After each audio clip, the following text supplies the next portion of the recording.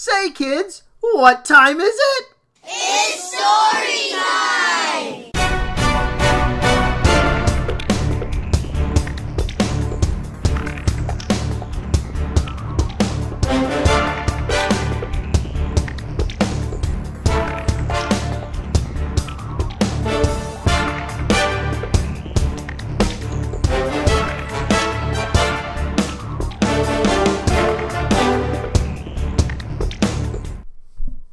All right. Hey, welcome everyone to our very first episode of Storytime with Old Dog. And today we're going to go ahead and start out with the Chronicle of Stone. You can also see I've got the cover right here up on the screen, but we're going to go ahead and start with this one. I have one of the rare copies where the first chapter is actually missing from the book. So we're going to start with me reading it off of my tablet here. And as soon as we're done with that, I'll then continue on and read it from the actual book so you guys get the full Storytime experience with the actual real good old-fashioned paper books. I love ebooks, but hey, can't beat a good old-fashioned paperback. All right, so here we go. The Chronicle of Stone, the first book in the Jason and the Chrononauts series. Jason stumbled on the slick ice in the underground cavern. His father reached down and pulled him back to his feet as they ran. They stopped short. Another dead end. Spinning around, Jason's heart pounded heavily in his chest when the polar bear rounded the corner and regarded them with cold eyes, focusing its attention on Jason.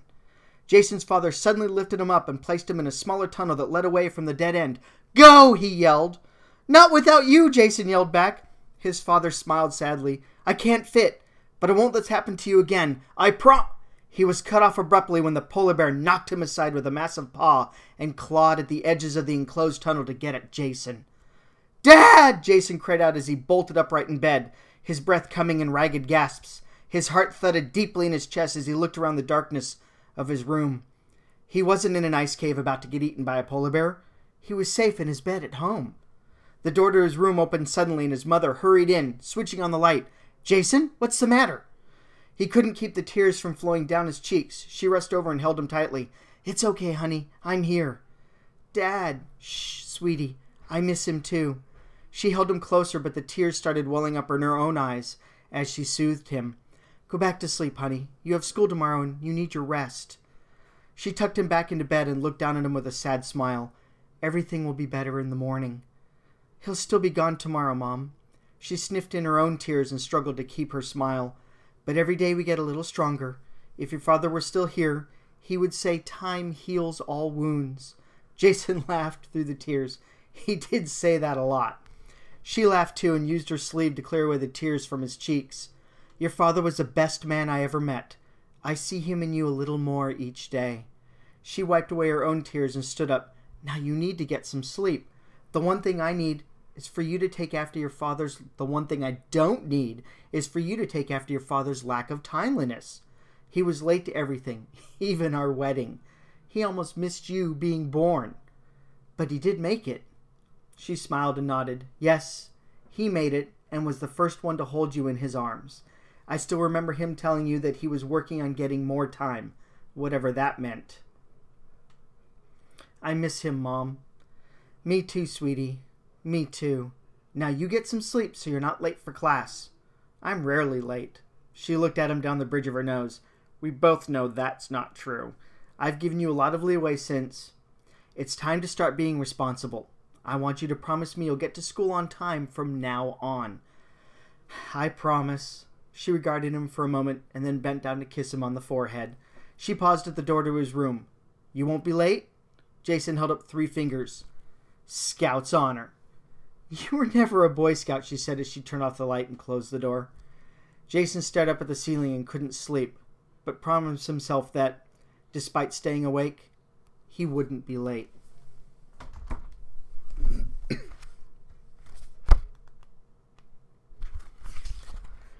The first bell rang just as Jason reached the edge of the football field behind his middle school. If he was late again, the Stain promised he would give him no less than 2 weeks of detention. He couldn't lose that kind of time, not with the hockey season starting back up. If he missed the tryouts, he would have to sit out the entire season. He started running and vaulted the low chain-link fence that bordered the football field. He just might make it before the second bell if he ran through the field rather than going all the way around it.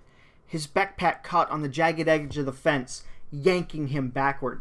He fell sideways as his backpack ripped down one side and spewed its entire contents all over the grass. He rolled to his feet and gathered the papers and books that were scattered all around him. As he tried to stuff the items back into his shredded backpack, a shadow fell across him. He looked up as a man bent down, lifted up a small black leather-bound book, and held it out to him with a smile.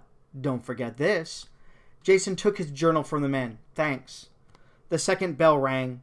The man looked toward the school where the last few kids disappeared into classrooms. It immediately looked deserted and silent, even though every classroom was brimming with noisy students still being urged to settle down by their teachers. He looked back at Jason. "You're late." Jason tucked his journal into the backpack and cradled it as he stood up to keep the contents from spilling back out again. "Tell me about it." "Don't worry.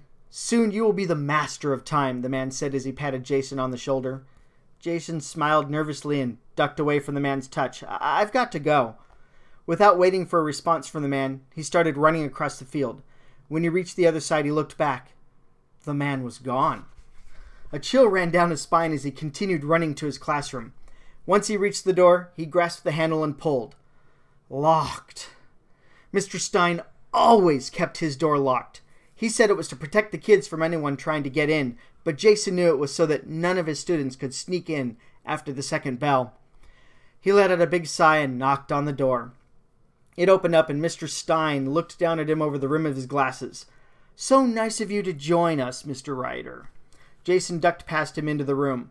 "It's not like history is going to change if I'm late," he thought to himself, smart enough not to say it out loud. Mr. Stein closed the door after him. "It's disrespectful to your classmates to interrupt class because you can't keep track of time." "It won't happen again, Mr. Stein." "What was that, Mr. Ryder?" Oops. He had slipped and said the nickname all the kids used when talking about him. Maybe he hadn't noticed because Jason had mumbled it. Jason repeated again louder, saying his name more clearly this time. "It won't happen again, Mr. Stein. You said that the last time. I'm assigning you 2 weeks detention." "What? No! I have hockey tryouts next week after school." "You should have thought of that before interrupting my class. Again." He pointed to Jason's desk, clearly ordering him to sit down and be quiet. He forgot about the damage the fence had done to his backpack, and as he set it down on his desk in exasperation, everything slid out and spilled across the floor. Half the class laughed at his continued misfortune. "Clean that up quietly, Mr. Ryder, unless you want me to add another week to your detention." Jason gathered up his books with as little noise as possible. Not easy when the loose binder paper rustled as he scooped them together, and sat down at his desk while the teacher began his lecture. The stain picked up right where he had left off, as if he had been on a recording, paused, keeping his back to the students while he wrote seemingly random words on the whiteboard to highlight his dry monologue. Maybe history was exciting to some people. In the movies, the teachers always dressed up like great historical figures and brought history to life. But this was real life, and in real life, his teacher droned on like an emotionless robot. It was a good thing that history happened in the past. It was so boring, it would be a shame to be forced to experience it firsthand. As the stain monologued on, Jason pulled the little black leather-bound book out of his backpack and opened it to the first available blank page. At least, the history of his own life wouldn't be as boring as what happened to everyone else. He began writing in his private journal, using the secret code he and his father had created before. Jason closed his eyes, and the present world gave way to his history, as he thought of a time when his father still came home every night. He jumped and his journal flew out of his hands when the stain loudly smacked a yardstick across the top of his desk. Everyone in the classroom laughed as he looked around him, still disoriented from being lost in his memories. The teacher leaned down and picked up his journal. He stood back up and placed it on Jason's desk. "Now that you are back among the living, Mr. Ryder, gather your things. Your presence has been requested in the office." Jason sat on the hard wooden chair outside the principal's office. He clutched his backpack tightly in his lap, trying to keep everything from falling out of it again. He could hear several voices coming from inside the principal's office. One of them didn't sound too happy. He couldn't make out what was being said, but he hoped this didn't have anything to do with him. He was a good kid. Except for the occasional detention due to being late to school, he really didn't get into any serious kind of trouble. But the loud and muffled male voice coming through the 70-year-old walls of the school building sounded like all kinds of serious. It suddenly became very quiet in the principal's office, and the door opened. He expected to see whoever was in there leave before he was called in. Instead, Ms. Rosen, the principal, stepped out and smiled at him. Her smile radiated sadness rather than joy. "If you would please come in, Jason." Jason swallowed and his mouth went dry. Whoever was in there, whoever had been yelling at the school principal, was there because of him. He followed Ms. Rosen into her office, hugging his backpack tightly in front of him like he was walking in front of a firing squad and it was a bulletproof vest. He took one look at the 3 men in dark suits who were all in turn silently watching him walk into the small room, and it really did feel like he was stepping in front of a firing squad. The 2 men who stood against the back wall were huge. They had barrel-sized chests that stretched the seams of their identical black suits. Their size made the skinny black ties over their starched white shirts look ridiculous. They looked like a cross between World Wrestling Federation superstars and the secret government agents known as the Men in Black. In stark contrast to the 2 hulking men, the man that stood in front of the principal's desk was rail thin and not much taller than Jason. The man peered at him intently through wire-framed glasses, a sheen of sweat forming along the top of his balding head. This man wore the same black suit as the gorillas behind him, but he accented it with a bright red scarf tucked into the breast pocket of his coat that matched the same fire engine red brilliance of his thin tie. The thin man smiled at him as he entered. "Hello, Jason." Jason gulped.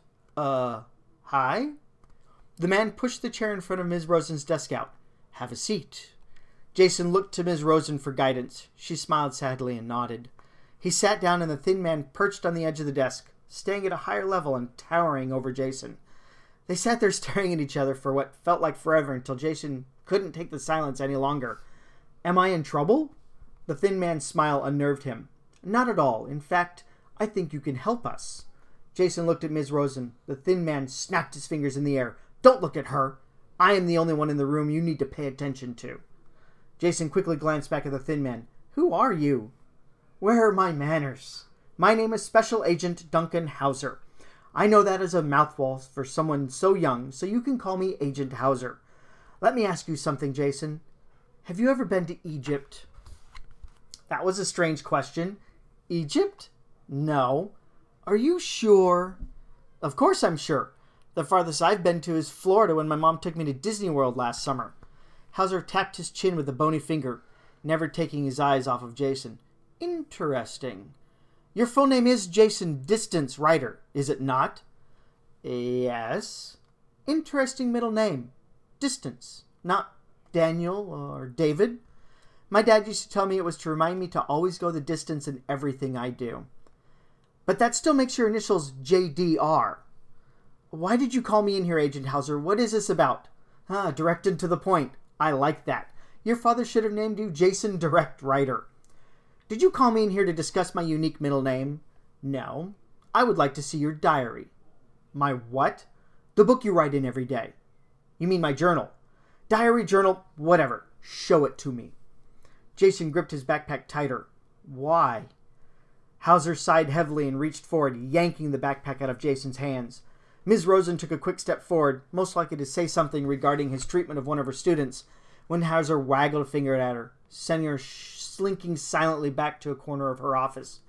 Hauser upended the backpack, spilling the contents onto the top of the desk from the hole in the side.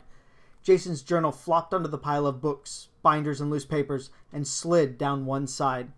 Hauser smiled and snatched the book off the desk. He thumbed through it hastily, smiling wider with each page. He snapped his fingers at one of the 2 gorillas behind him and held his hand out.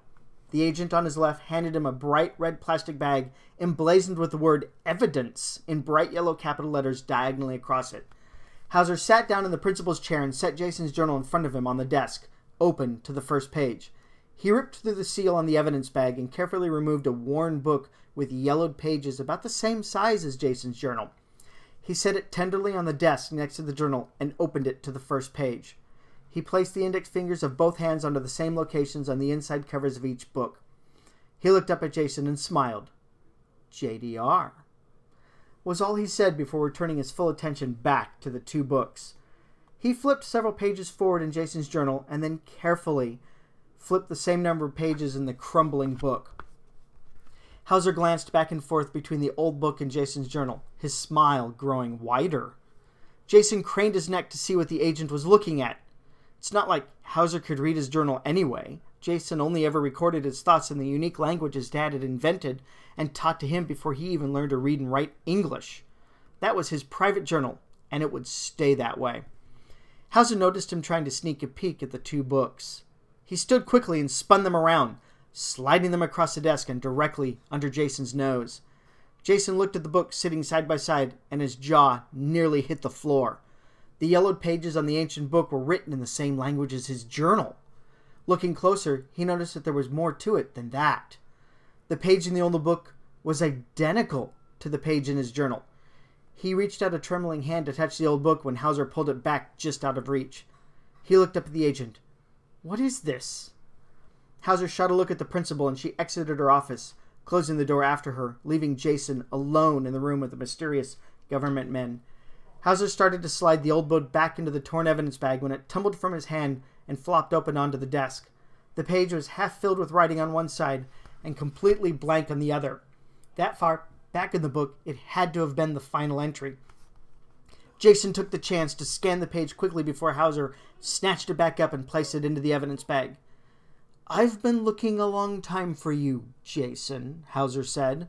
Jason's brain couldn't wrap itself around what he had just seen. He pointed to the bag in Hauser's hand. "Where did you get that?" "It was discovered in an Egyptian tomb by American scientists in 1916 and brought back to the United States." He held the bag up. "My best scientists inform me that this book has been enclosed in that tomb since the mid-27th century BC. Since it was written in an unknown language, cryptographers have been working tirelessly for 5 decades to break the code and find out what this book says. They have gotten nowhere in all that time. But even more perplexing to scientists and historians alike was the 3 characters on the inside of the front cover written in a language that wouldn't exist until 3,000 years after this book was sealed in that tomb." Jason placed his finger on the inside cover of Jason's journal. Hauser placed his finger on the inside cover of Jason's journal. When Jason looked where Hauser pointed, he saw the initials of his name written by his dad when he presented him with the black leather journal on his 7th birthday, JDR. He gave Jason a wicked smile. "Now that I've finally found the person who wrote this mysterious journal, I can unlock its secrets." Alright, so let's go ahead and put a bookmark in there. We'll use one of our ODNT cards here. Old Dog New Trick cards. So we'll put a lock in that. So that was the very first episode. I'm going to go ahead and read the entire series for Jason the Chrononauts. Books 5 and 6 are done. They're going through the editing gauntlet now. So they should be out and available by the time I get around to it. If you're enjoying me reading this to you, go ahead and please share this video with everyone. Let everyone know. Let the views go crazy on these. Share it. Show it. Tell everyone about it. This is going to be a lot of fun. And by all means, help me out and pick up a copy of Jason and the Chrononauts from Amazon. An ebook, it's only $2.99, so it's not that big of an expense for you, but that would really help me out. And definitely let everyone know about these books and tell everyone to watch the videos and pick up a copy for themselves and help me out. So thank you very much. Have a good night. We'll start on the next episode soon.